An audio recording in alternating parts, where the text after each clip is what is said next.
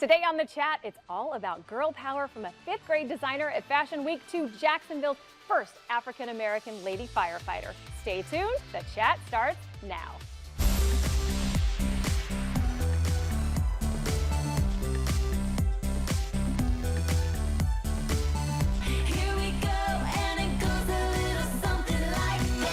Hello, everybody, and welcome to The Chat. I'm Charlene Shirk. We have Henny, Angelia, and we have guest host with us today who came all the way from Sarasota, if that's really far, but you know, you came all the way here just for us. It's Gabrielle Doraisamy. Thank you so much for being here today. I'm very excited to be a part of The Chat today. So girl, tell us about yourself. Well, I'm a recent college graduate. Congratulations. So, thank you. Made that very expensive walk across the stage. And that most expensive dress I'll probably ever wear. Nice. And so I went to school for television broadcast, and I'm a big fan of The Chat, and so I watched all of you. So to be here and be asked to come on for today is very, very exciting. Now you have your own show. I've seen you on the web. Yeah, Talk a little bit. You're no stranger to the spotlight here. Sure, yeah. So when I was in school, I was the host of a panel discussion show, kind of like this. Not as cool, but it was very fun. Definitely not cool.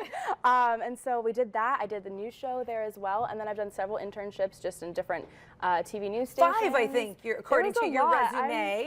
I'm done not working for pay, you know, ready to get that paycheck. Yes. But yeah, so I've been keeping busy and really enjoying it. Love Florida. Well, we just love having you here. You're a young talent, and we appreciate you coming all the way up here. We're excited. Yes, thanks for being here. Thanks for that long drive with your sister. But at least you had some bonding Hey, we jammed time. out in the car. Yes. It was fun. Now, we've got a packed show for you today, including a guest who was recently named as one of Jacksonville's 2016 Top 30 Women of Influence. That's a mouthful. These women are described as creating inspiring, progressive, and celebratory events all across the Southeast. Dr. Jeffrey N. Wilder, who is an associate professor at the University of North Florida, specializing in diversity, race relations, and gender issues. We're going to be chatting with her about the controversy that is still coming about that darn Beyonce song, Formation.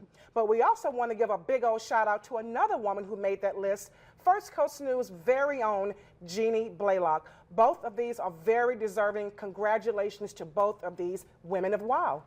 And speaking of influential women, not that we need research to actually tell us that we can handle jobs that men have, but a new report is validating that belief and actually shows a link between women in leadership roles and higher company profits. Who knew? We knew all along, right? Well, this report actually found that companies with at least 30% of their female leaders had net profit margins up to 6 percentage points higher than companies with no women in the top ranks. So if it's proven, then why is it really still so rare for women to have these leadership roles? I mean, why is it so rare? We don't see that. They're using it up on interns. That's probably what it is. Yeah, exactly. That could be the start. Well, you know, what's interesting is we have no answer to that question. I mean, it's really divided because Pew Research did a study and they said that, you know, half the women surveyed said that they are held to higher standards, whereas only 35% of men said that women were held to higher standards. It was split between whether or not women should have their children early and then enter the career world, or whether they should have them do their career first and then enter late. You know, and even some countries like Germany are mandating that like corporate boards have to have a certain amount of women. But who wants to be that token woman who they're like, okay, I got my seat because I'm a woman. Exactly. So, you know, we don't have the answer to that question. So many which factors. is really frustrating. I think it's a lot to do with job security. I feel like when I have a woman boss, I feel like I'm a bit more secure than I've been in the past. So? Yeah, I do. Then I have, at least from my experience, that I have been in the past working for a man that always seems to have that men's club. You know, you always have that men's club at the top that you're kind of afraid to pierce into. You kind of stay on the outskirts and you don't feel secure in your job like I feel like I am whenever I have a female boss. Wow. I feel like I can connect a little bit better. But that's just my own experience. Yeah, so. That's different. Mine is a little bit opposite. Of course, I've had both men and women. And I find that men, like you say, if they're in that men's club, they tend to leave you alone more. They don't really bother you. You're excluded. Type of thing. But then sometimes you also have those women bosses that they're good at throwing you up underneath that bus and backing that thing up and reversing it and doing it all over again, because there's a lot of female issues, hate, as they say, going on. So I've kind of had it both ways. To your point, though, I think it's more like to both of your points, I'm the sole woman on this table or in this corporate room, and I'm not going to put my neck out for another woman, because if she fails, I'm the one whose reputation is now at stake because I went and put my neck out for this particular woman. There's a lot of, in corporate America especially, women are really trying to bring each other up. But to your point, they don't have a lot of side support. I think it's stressful. I mean, I remember when I had someone over me who was a woman, I was almost uneasy at first because I wasn't used to it. I was used to having someone as a male boss. Exactly, yeah. So it was kind of more stressful, and even in school, it was kind of more easy to be friends with guys because I'm always like, well, girl, because you're not judged as much. Yeah, women are so judgy. Like, does she like me? Does she not like me? With guys, I was just kind of like, here I am. Like, let's be friends if we want. But there was no big expectation. What's also interesting though is they found that when you're saying that women actually, when they're at the helm, the companies are financially more successful. Women, when they do advance to roles, end up doing like human resources, community relations, marketing and PR. But they're not really in a lot of the P&L, the profit and loss, positions, which is such a contradiction to this study that's showing that women should be in those P&L positions because their companies tend to make more money. So I think it's something that just continues to perplex women as to why they're not propelling up to the top.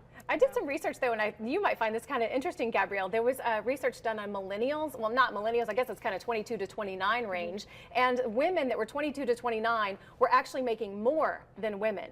More than men, I'm sorry, more than men now. So things are changing a little bit in the workplace. I thought that was really cool. That's good news for me. Until you're 30. And then men were making almost $15,000 more than a female. I thought that was really interesting. So I thought millennials, oh wow, they've changed some things. But then by the time you hit 30, the men just take over. Did they have any attribution as to why? Well, they were saying that actually a lot of women go into fields that don't make a lot of money. They go into fields like beauticians. They go into fields that are actually making social less. work, counselor, nonprofit world.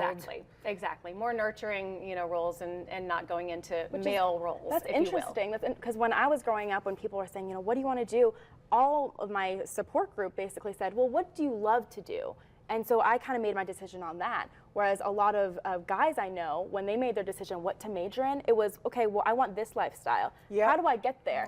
Okay, this job, that's what I'm going to do. Whereas me was kind of like, well, I love doing this. I'll do this for the rest of my life. That kind of It's funny because when I go speak to young women's groups, I say to them, based on all the executive type women events that I've coordinated and been involved in, I say, what's the lifestyle you want? Do you want to own your own car? Do you want to buy a car? Own your own? You want to live in a condo or rent, or you want to have a home? Do you want to go vacation once, twice a year? Do you want to shop whenever you want to shop, or do you want to have to budget and save for it? Like, what is it you want in your life? Find out how much that costs. That's called your number. And then find out what job you need to have that's going to help you hit that number so you can have the lifestyle. And so often we don't think about what's our number and be realistic with ourselves. How often do we want to get our hair done and our nails done? Because that's all part of our number. And then go find a job that you do like, but that pays you that number. Well, as they say, if you do what you love, you'll never work a day in your life.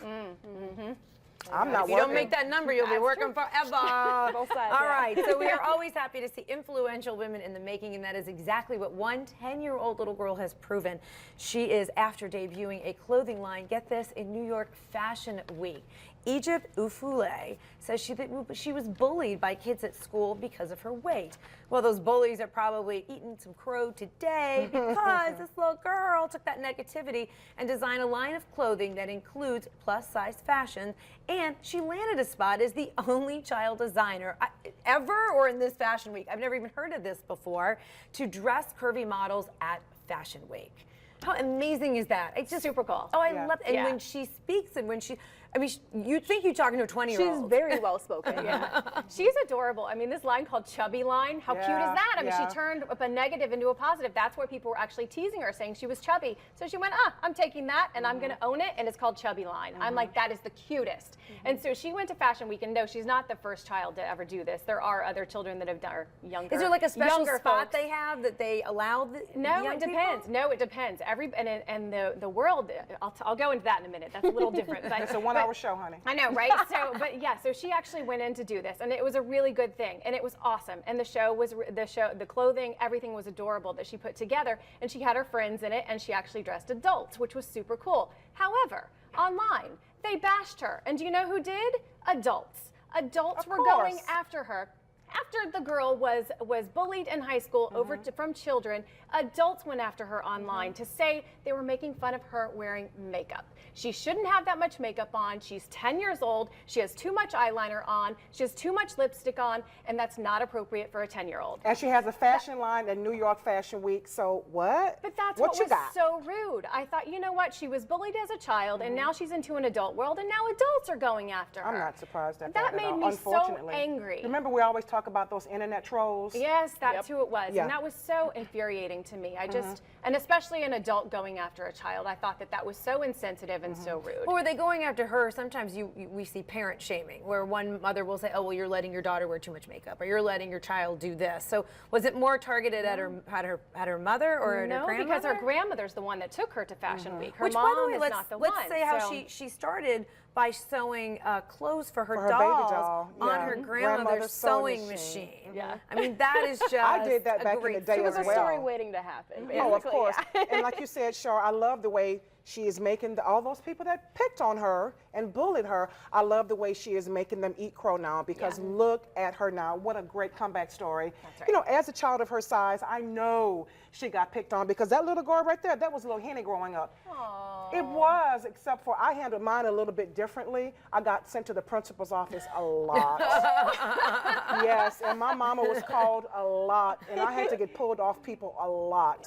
So, Good for you. Yes, so Good for you. kudos for her for handling it, handling this in a different way, and now she's reaping the benefits of it.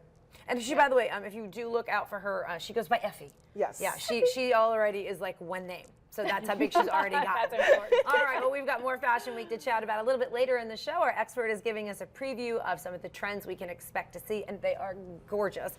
But first, she was the first female African-American firefighter in Jacksonville. We are going to introduce you to this true woman of wow coming up next.